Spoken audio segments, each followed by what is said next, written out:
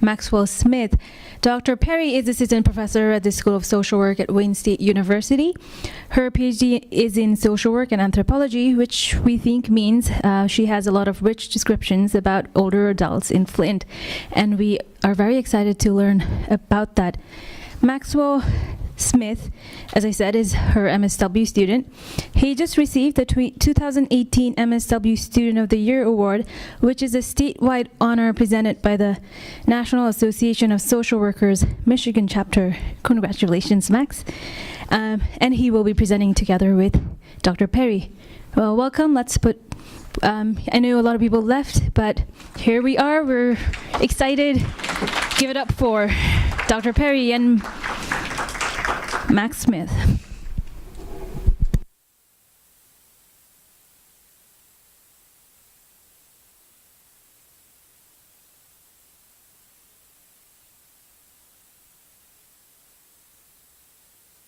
Well, I first want to say thank you so much for inviting us to come to Buffalo. I didn't dream of coming to Buffalo, but all of a sudden I've found some great people, and I learned so much from everything I listened to today. I met some great students this morning and at the breakfast, and I was really impressed with all the topics they're studying, like microaggressions, like women, refugees, and needs other than mental health, Sarah, and then Josie, who's studying like whiteness, and I thought this is really impressive. But I had to say that when I got invited to come, I said, well, I'll come, but I have to bring my research assistant, Max. And actually there's a slide on sort of, as an MSW student, what he learned from being part of this project. So we really appreciate that not only did you get a 2-for-1, and we got a road trip out of it, but also in a lot of ways, we appreciate being part of a panel on water also, because that's been our passion in the last year. So I'll tell you a little about our work. And so this is part 1, which is we're going to describe our research team, what the project was, what we think some of the contributions of the project are, and Max is going to take us through the history of Flint, Michigan, and the Flint Water Crisis. And what we found is that a lot of people don't know some of the detailed facts about it. We just kind of hear, that sounds bad. Hopefully that doesn't happen to our neighborhood or community. But so I think some of the details are very interesting. Then we're going to analyze the Flint Water Crisis, our data, and also sort of larger macro processes through Michel Foucault's Discipline and Punish. So for any theorists out there, as an anthropologist, I love theory, I'm pro-theory, and so we will be integrating Foucault's concept of the gaze. How can we use the gaze into understanding the Flint Water Crisis, water politics as an example of neoliberal problem solving, and discipline, part of the title, how new water practices that we've discovered are forms of discipline. And then we have some sort of conclusion. So I guess we're back to the first part, and I'll keep going. Oh, look at Max also told me he's great at animation, so we got that. All right, so I am the person with a social work and anthropology PhD, specifically specializing in linguistic anthropology. And then I am partnered with Dr. Jessica Robbins, who's this anthro PhD, who is a medical anthropologist. And then we have a research team of a postdoc in anthropology, a master's student in anthropology, and then a master's of social work student, Max.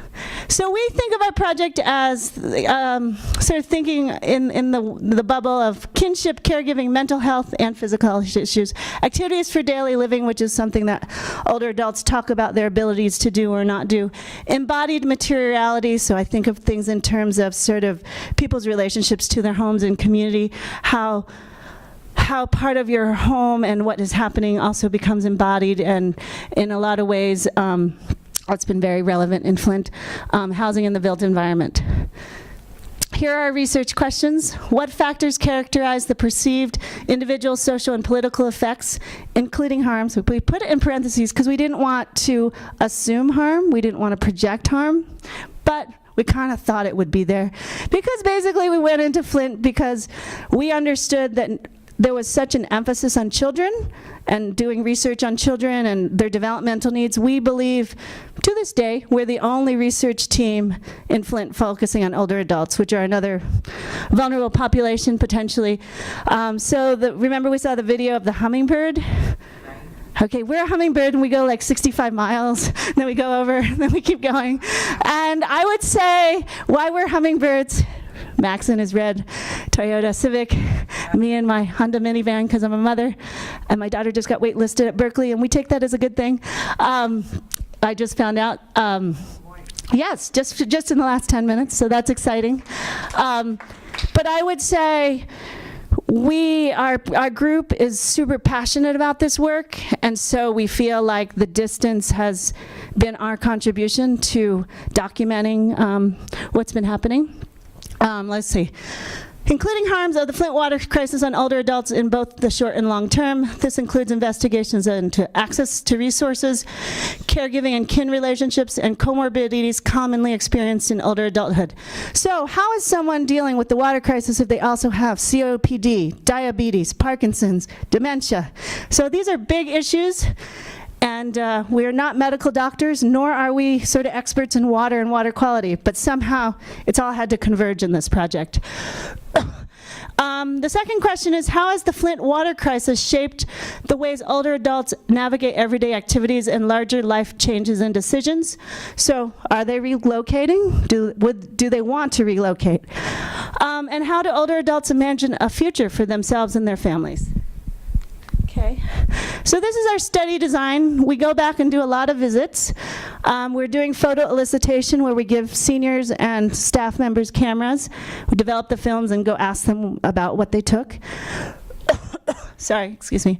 What's interesting about our field sites is we kind of have two. We have people living in homes and apartments, but we also got access to seniors living in a congregate senior living facility.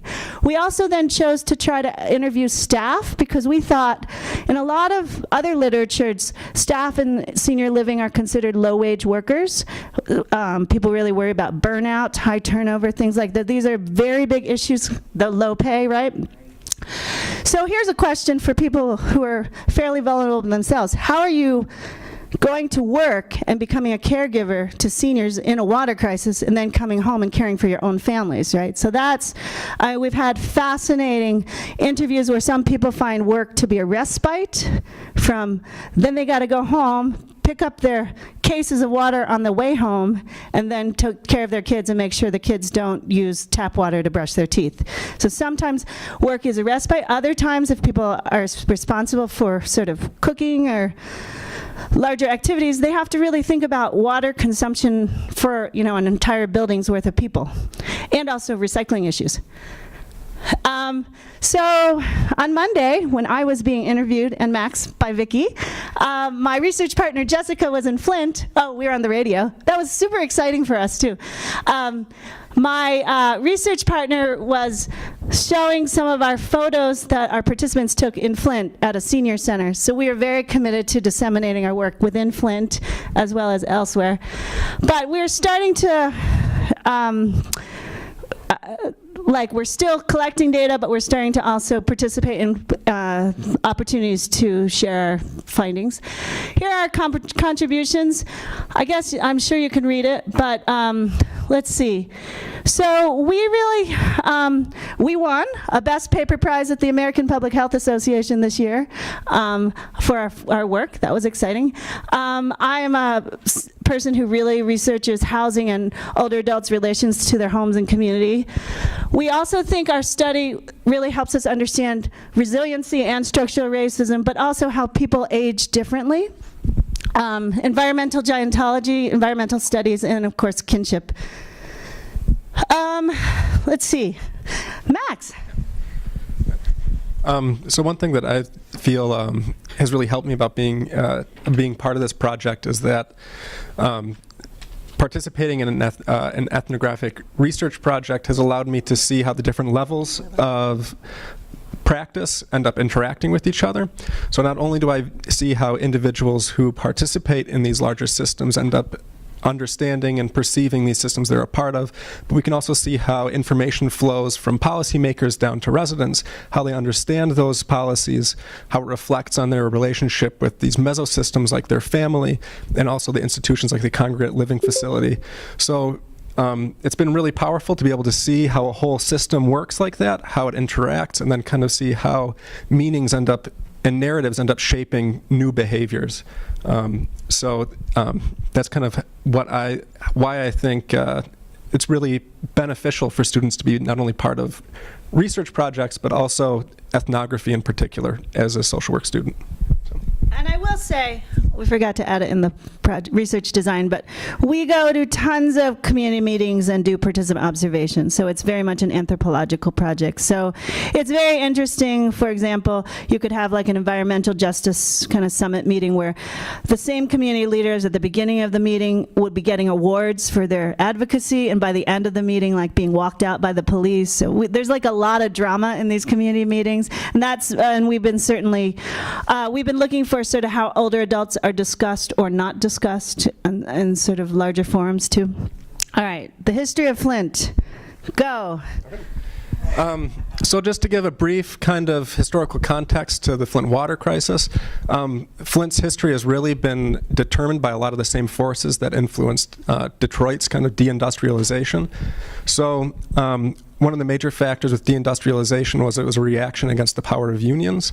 By kind of playing unions off of the kind of racial hierarchies that they had created, using seniority, they could disempower workers by moving factories out into the suburbs. The senior, those union members with seniority, who were mostly white, because African Americans were the last hired and the first fired, would be able to follow the factory out to the suburbs, while African Americans who were hired last, fired first, had to remain in these urban environments. So that's one aspect of it.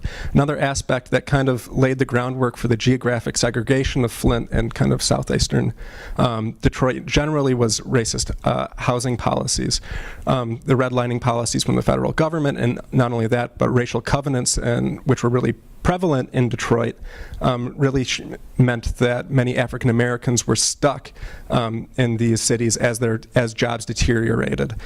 So that kind of gives you an idea of what the background. So from June 2012 to April 2013, Flint was exploring other sources of water. This was like a long-standing thing that Flint wanted to do. They had extremely high prices for water because it was coming from at that time it was the Detroit Water Authority. It got recently switched to the Great Lakes Water Authority. So they were looking for a cheaper route. So on April 25th, 2014, the water is switched to the Flint River. This decision was made by the emergency manager system. And I'm not sure how many people are familiar here with Michigan's emergency manager system, but financially distressed municipalities in Michigan can be taken over by what's called a financial emergency manager. The elected officials no longer have any power, and the financial manager is primarily accountable to the fiscal solvency of the city. So that was a major motivator for the switch from, there was a major reason why the water was switched to the Flint River, right? Because what they were going to switch it to was it was called the Caregiving water pipeline, which was going to be taking it from Port Huron, but it was switched early to the Flint River in order to save money. The response was fairly quick. So by October 13th, GM stops using the water because it was corroding the plants. I'll add. Okay. So I would say what has come out a couple years later, is that authorities were notified, and there are memos and document trails that they were not, the city was not ready to switch. Right. So after being warned that they did not feel like they had corrosion controls in place, they could not clean the water in the way that it needed to be controlled for, the switch was made anyway. And so what's interesting about GM stopping it is that it wasn't about human consumption when the GM plant stopped it. So I'll let you continue. Yeah, it was about, again, kind of the kind of importance given to industry over people. So January 30th, 2015, there's an outbreak of Legionella that's linked to the switch to the Flint River. And by February 25th, Flint residents start contacting the EPA concerning their water. So if you guys have seen any of those pictures of the kind of discolored water that people have held up, that's kind of an example of what people have been experiencing. Dr. Monahana Atisha who's a pediatrician, ends up discovering an increased level of blood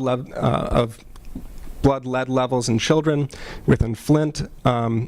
And the Detroit Free Press ends up publishing an analysis of the increased lead, and it switched back to Detroit water by October 16, 2015, but a lot of the damage had already been done. By January 16th, the city, county, state, and federal governments had all declared a state of emergency. So more recent events, in 2016, we have an independent probe that blames the government officials, and we start to see indictments starting in December of 2016 when charges are filed against emergency managers. A significant finding that was in the news a lot was the Michigan Civil Rights Commission says that this was related to systemic racism. And it kind of outlined a lot of the things that we mentioned before about housing segregation and kind of industry moving out of the way. And by March 28, 2017, they finally reach a deal to replace 18,000 home lead service lines in Flint. So, yeah, Vicki. So I just wondered, in terms of the felonies filed against the two emergency managers, what kind of consequences do they have? It's still going to trial, so yeah. Mm-hmm. Yeah, but some are plea bargaining and testifying against other people, et cetera. But yeah, no, it's still very ongoing. So I want to just highlight that to replace 18,000 home lead service lanes to homes is extremely costly, like much more costly than the money they thought they'd save by switching to the Flint River. Second of all, this is a 3 to 4 year period timeline, because you can only sort of dig when the ground is thawed, right? So there are certain times, like they can dig from April to like November, but then they can't dig in the winter months. So it's a really big deal. And the other thing, not to give too much away, but we ask in our interviews, so if they switch out all the lead service lines, will you ever drink the Flint water? Overwhelmingly in our interviews, no one ever wants to drink the Flint water. So you also have just a really very sad case of people feeling totally abandoned by their government. So we thought, well, what do we know about Buffalo and how does it compare to Flint? We thought this might be interesting for people. So obviously, Flint is much smaller, and we recognize our outsider status, like we know more about Detroit and Wayne State and stuff than Flint. So, Flint was new to us and our research team too. Are you supposed to do these slides? No. Oh, okay. So, and the poverty rates are, you're talking about a third to almost half of a population living under poverty, right? So you're talking about people who've faced other hardships too. So people are really trying to understand the neoliberal impact or how neoliberal policies and mindsets contributed to this. So one thing is just having an emergency management system, this idea that an outsider, not locally elected officials, can sort of get your city on a better path. Also, several researchers have studied how some cities in Michigan, even though they had the same problems as others, they did not receive emergency managers, and people feel it was really there was a racial discrepancy in which towns received emergency managers, which were appointed by the governor. So again, of course, the Flint's emergency managers, it didn't go that well, as we know. And there were actually 4 during the crisis, so it's not one person, it's more. Oh, okay, so I'm still going, yes? Okay. So I don't know if people are familiar with this. This is like a typical example of this idea of discipline and punish from Michel Foucault. And if you think about it, a lot of prisons are made like this, this is a prison. A lot of hospitals look like this, where you have a hospital desk and then you kind of have a partial gaze down hallways. So it's not that uncommon. But basically, Foucault was talking about, very eloquently, how sometimes you don't know if someone's looking at you or not, right? From here, you don't know which direction the guard, there is called the guard in the scenarios, is looking. And so we were trying to understand, if you don't know who's looking, this idea of the gaze, both that can be an advantage sometimes, right? Like sometimes when you're speeding and you're like, I hope no one's watching right now, right? But then sometimes it's a disadvantage. So we were talking on our long trip through Canada how it was how it applies to the water crisis. So Foucault also thinks a lot and talks a lot about power being everywhere. So then we were coming up with questions. If power is everywhere, how do we think about things like resilience, activism, community, and research?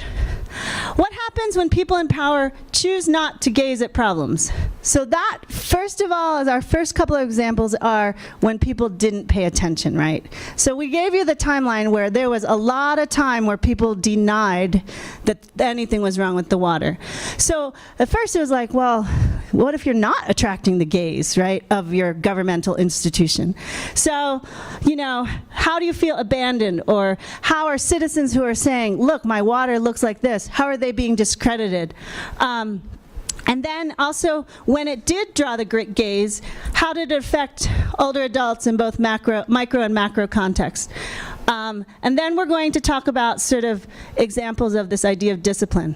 So Michel Foucault also talks about how public health came to be, which is that people subjected themselves to surveillance, meaning that we'll keep vaccination records, we'll keep records, and that will help us know how to keep a population healthy.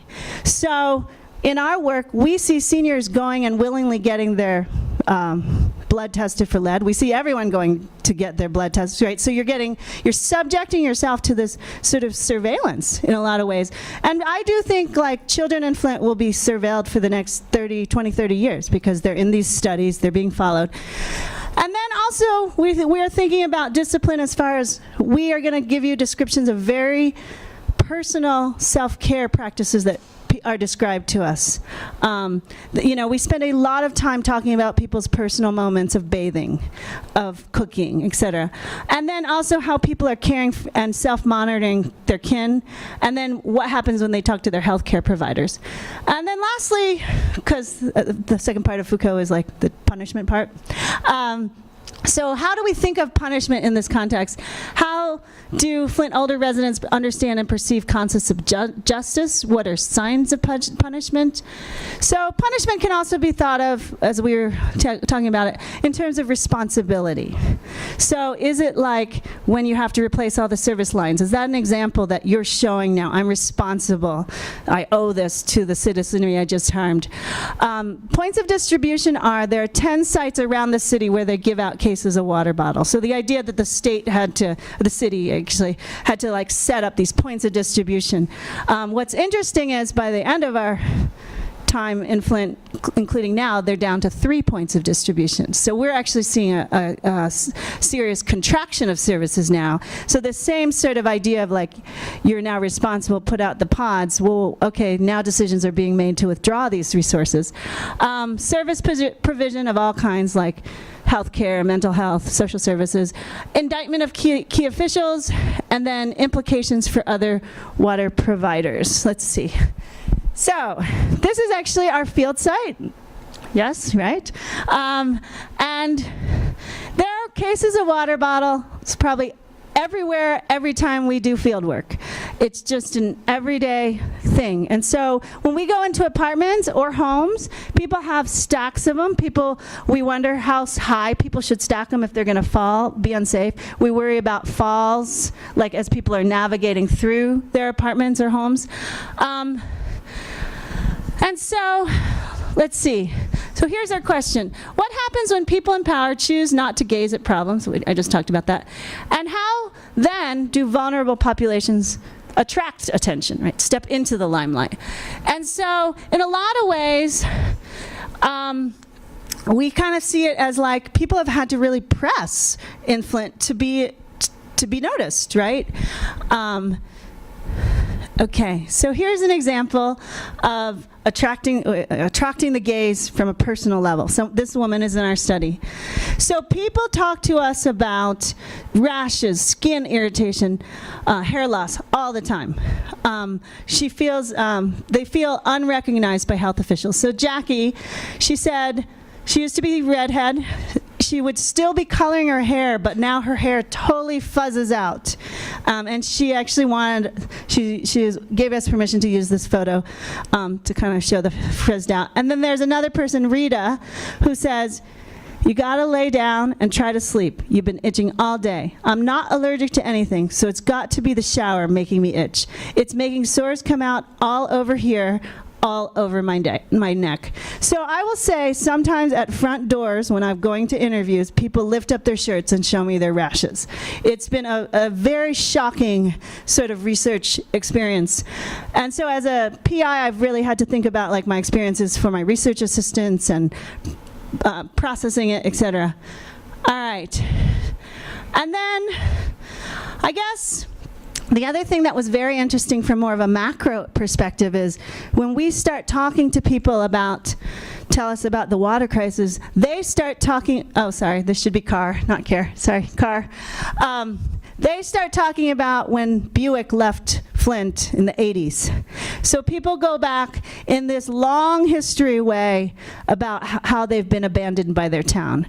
Many people say this is just the last kick that Flint residents have gotten. It's not the first. They talk about the crack epidemic. They talk about gun violence. They talk about all these things that we think were coming. They talk about the water crisis, and they're talking about all these other things. And then they also talk about how now that the town is revitalizing, it has nothing to them. For older adults in our study, they think that's going to be the young college towns, college students who are going to benefit from Flint revitalizing. So it's interesting that it's also interesting how in the same interview people talk about their own health, and then they immediately talk to large histories. I mean, they go back and forth all the time. This is actually an activist, Melissa Mays, who she was at the Women's March, actually.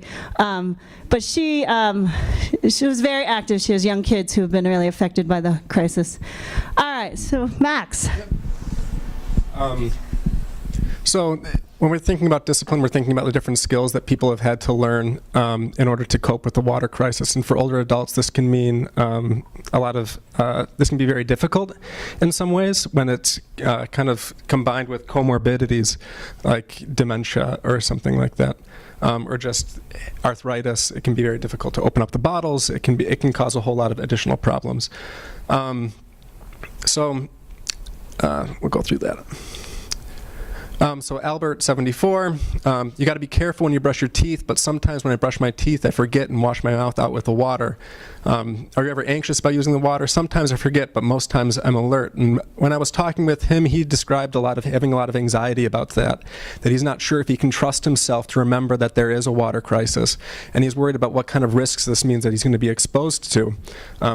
He's someone who doesn't have a lot of family around him. He doesn't have people to help. This means that he can be very worried about what this is going to mean for him, what kind of, how this is going to mean he's going to age, and that type of thing. So Harriet describes bathing and what bathing means now. So she has a bladder problem. It's very difficult for her to leave the house without having a chance to wash up. And what this means is that she has to use washcloths and heat up bottled water for the washcloths. And it takes 4 or 5 washcloths. And it can take as many as 45 minutes to wash her body off. And that's something that she has to do every morning, or she doesn't feel comfortable going out to meeting with friends, to socializing, accessing that social support. So Gracie, she kind of talks about how water practices kind of are intersect with social services. So because they have all this water, because they need to have it available and they live in small apartments, managing where you place the water means you're making difficult choices. So one thing that a lot of people do is they actually put their water in front of their dishwasher. But because many are also lower income, this can be a problem when Section 8 inspectors come. What this means is that, they want, what she told me was that Section 8 inspectors want to make sure that you're using your dishwasher every once in a while, that you can get written up for this type of thing. But the difficulty is, where else are you going to put it? That's somewhere where you're not very likely to trip. It's somewhere that's close at hand to the kitchen where you can use it, so you don't have to carry bottles of water around. And we'll see in a couple of more pictures that sometimes the water does just get stacked up in the hallways, and this does pose additional risks for mobility. So this is another example of caregiving and what caregiving means in the water crisis and how it kind of influences disciplinary practices. So Reuben helps take care of Harriet. He's her caregiver. He helps her a tremendous amount. But just as an example of how much extra work the water crisis has meant, is that now he takes her clothes to be washed out of town because whatever's in the water makes her skin itch. So they take it outside of town, wash the clothes. This means extra expense. It means extra time. It means that this is money and time that he and she could be spending doing something else. So that causes a problem. And then also right here, you see this bucket here is one of the ways that people wash. So a lot of people will boil water, they'll put it in the bucket, and they'll take it.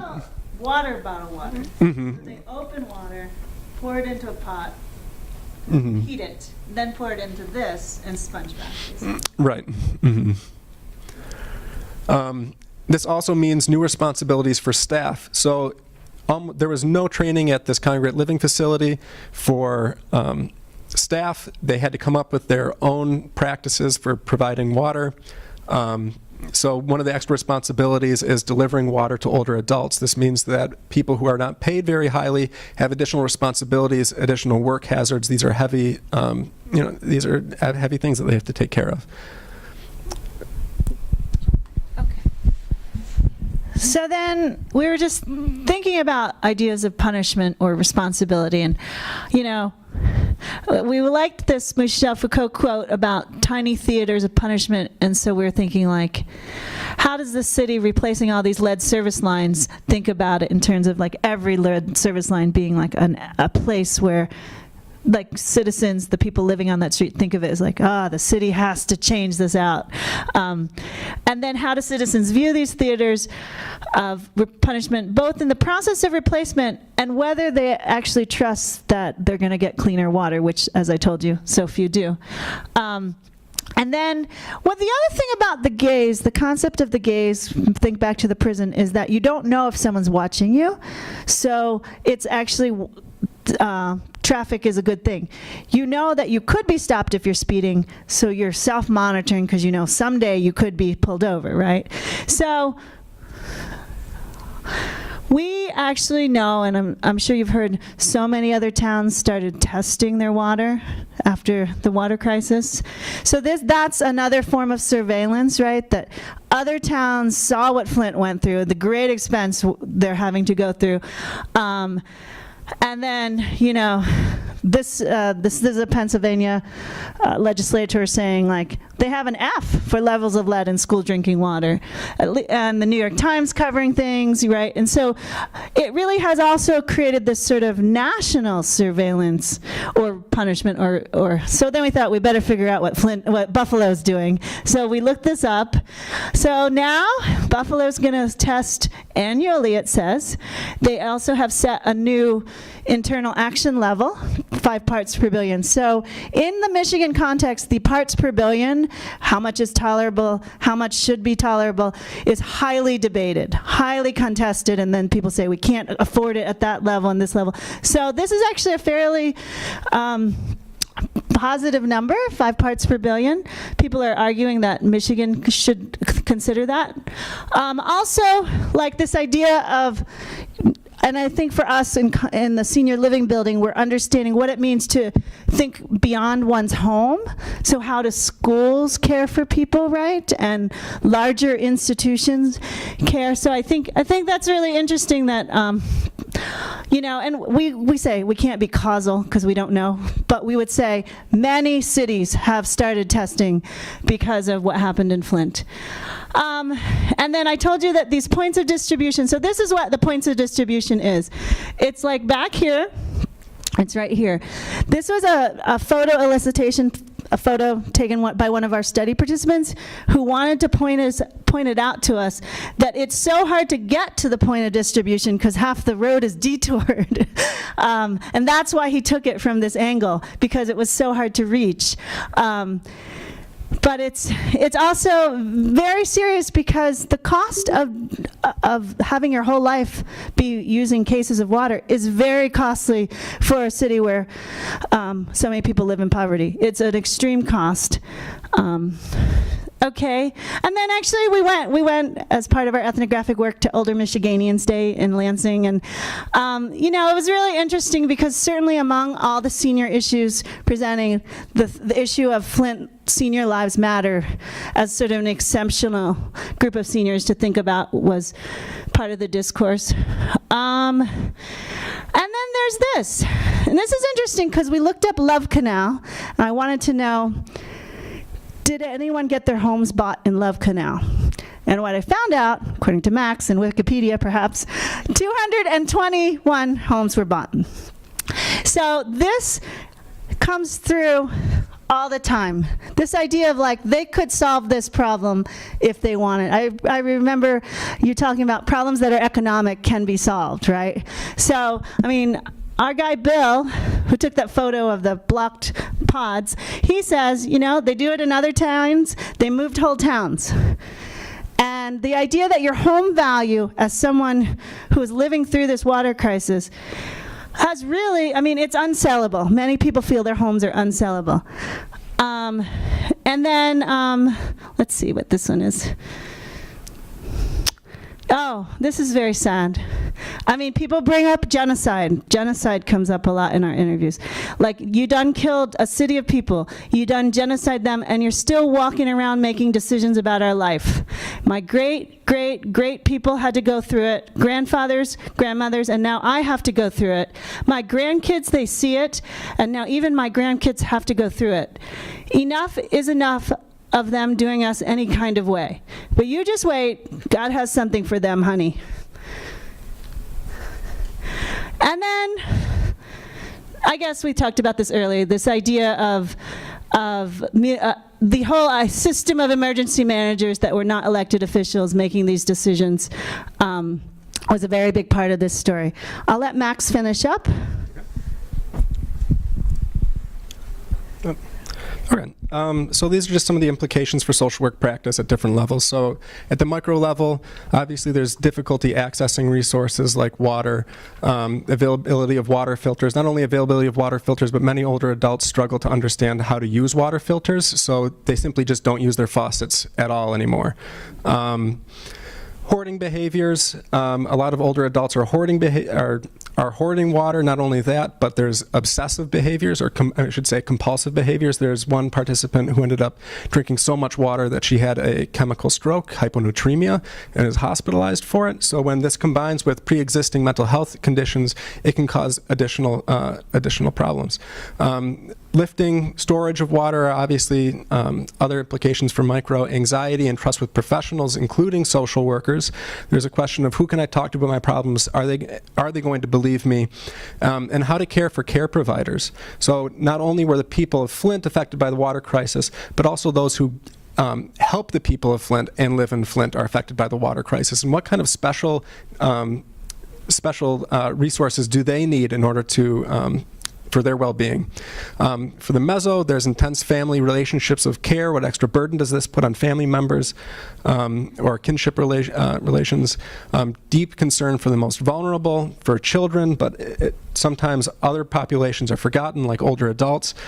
Changes in food preparation and family events. There's been kind of a intergenerational gap in terms of transferring family recipes to their grandchildren, because holidays are no longer taking place at grandparents' homes. Grandparents are no longer cooking their traditional food. The younger generations are no longer learning those recipes. And for macro, rapid response across a lifespan and assessment of vulnerability. How do we best assess people? So one of the things that we kind of think about is differential resilience. What are the factors that end up determining differential resilience for older adults? So one of the things that we found is that kinship and care are very important factors. Social support in terms of friends, being part of a community in a congregate living facility means that they have other people they can rely on to bring them water, to provide them food if there's extra expenses. Access to resources, it depends on the staff and the staff's ability to be effective advocates. And also contributing to the community ends up becoming a meaningful activity for older adults in the midst of a narrative of loss. So this is kind of expanding the understanding of the Flint Water Crisis. These are the different ways that we've disseminated the data over the past year. I don't know if there's anything that in particular you wanted to point out. No. Okay. Just that we've tried to go to Flint. We've testified, both Max and I have testified at the Michigan Office of Aging Services. Please use the mic, otherwise we can't pick it up. Yes. Max and I have both testified for the Michigan Office of Aging Services. We went to SWOR. Max got to see his first round of SWOR in DC. I would say we are really committed to trying to tell this story, and actually at the photo exhibit that happened on Monday, the director of their area agency on aging pointed it to our photo exhibit and said, this needs to be documented for all eternity, for people to know what happened here. So we feel like we're part of that documentation process. I think that's it. Oh, we have funding. We had lots of funding. And this is also kind of a project under the Michigan Center for Urban African American Aging Research, which I'm affiliated with. And that's it. Thank you so much.